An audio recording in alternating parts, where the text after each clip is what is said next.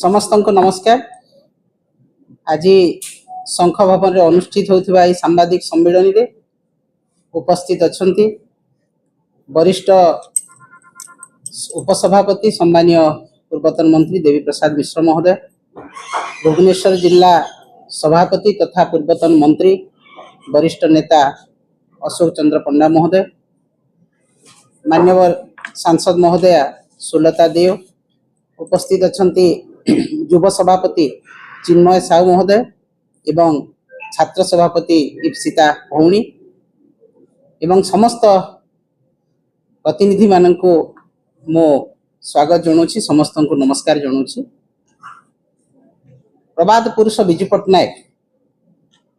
जे कि जड़े राष्ट्रनीतिज्ञ थिले, जड़े स्वाधीनता संग्रामी थिले एवं केवल भारत वर्षर मुक्ति संग्राम नुह, से पृथ्वीर मुक्ति संग्राम विभिन्न राज्यर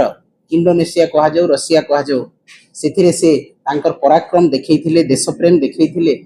एवं भारत वर्षर सुनाम सारा विश्व रे से करि पारिथिले एवं तांकर सबो काम जहा कि आज आमे तांको विश्वकर्मा बोली आधुनिक ओडिसार कहूछु स्वाधीनता परवर्ती समय रे एवं सबुठु बड़ अवदान होची तांकर महिला मानक पाई एवं महिला मानक सशक्तिकरण। जेतेबेले भारत वर्ष चिंता करि नथिला सेही समय रे प्रबाद पुरुष विजु पट्टनायक से महिला मानक सशक्त करिया पाई पॉलिसी डिसीजन रे तांको शामिल करिया पाई 1992 रे 33% स्थान संरक्षण करथिले पंचायत राज सिस्टम रे एवं अर्बन लोकल बॉडीज, जो कि महिला माने आसी तृणमूल स्तर रे वार्ड स्तर रो आसिकी जिला परिषद चेयरमैन पर्यंत प्रेसिडेंट पर्यंत हेकी पॉलिसी डिसीजन लोकल बॉडी एवं पंचायत राज विभाग रे से विभिन्न स्तर रे तांको शामिल करा जाइथिला एवं राजनीतिक क्षमता दिया जाइथिला तांको एवं विजु पट्टनायक एई प्रयास पाई आज महिला माने राजनीतिक क्षेत्र में स्वाधीनता पाइले एवं तांकर समाज को जो अवदान देवा कथा से अवदान दे पारिले ताको आहुरी शाणित करिया पाई से महिला मान को किपरि भाव में प्रत्येक क्षेत्र में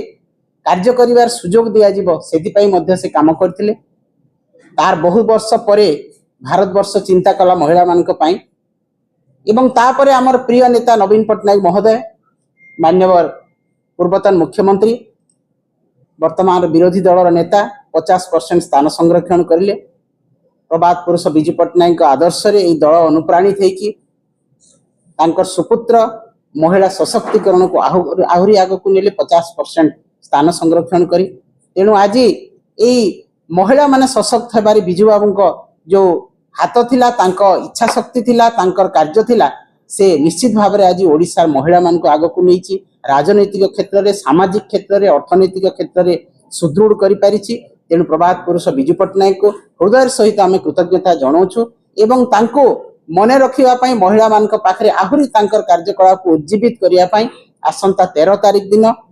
विजु बाबूंकर महिलांकर सशक्तिकरण पई जो अवदान रही से अवदान उपरे मध्य गोटे कार्यक्रम आमर हेबो, गोटे आलोचना चक्र ने 17 तारिख तो आमर विजु बाबू को थिबो। 17 तारिख दिन आमर प्रभात पुरुष विजु पट्टनायक तिरोधान दिवस आम करूँ, किंतु ताकू लक्ष्य करी ता पूर्व आमर विभिन्न क्षेत्र जो महिला माने पारदर्शिता लाभ करछंती तांकू नेकी गोटे आलोचना चक्र विजु बाबू को ऊपर आम करूँ। 13 तारिख दिन सेटा अनुष्ठित हेबो, जहाँकि 17 तारिख रो कार्यक्रम को आहुरी सुंदर करि परिबो, आहुरी स्मरणीय करि परिबो। ठीक है, धन्यवाद। विजु बाबूंकर प्रतिमूर्ति एवं विजु बाबूंकर फटचित्र आलोचना चक्र आगु माल्यार्पण पोर्ट्रेट रे ता संगे स्वाधीनता संग्राम वीर शहीद ओडिशा गठन इंधाणी मानकर विषय अंचल प्रतिमूर्ति मानकर मध्य माल्यार्पण करा जाई। से प्रबाद पुरुष दिवस अवसर रे सेमानक मध्य सम्मानित करा जाई। महिला माने को सशक्त करबा पई विजु बाबू अग्रनायक थिले एवं गाँ को काम माँ को सम्मान इटा से ही करथिले। हम ग्रामीण उन्नति पाई महिला मान को सशक्त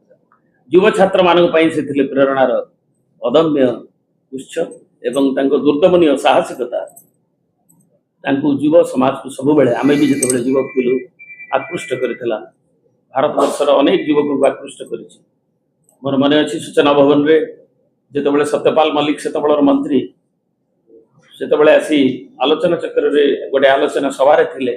एवं बिजू बाबू को भेटिबा कथा कहउथिले चिलिका ऊपर एवं से उल्लेख करथिले जे हमर ईस्टर्न यूपी रे नेताजी सुभाष बोसंकर एवं बिजू बाबूंकर गोटे यूथ मानकर आइडल आम पिला बेलू कथा भी आम सब से विषय आलोचित युवक मान अदम्य प्रेरणा उच्च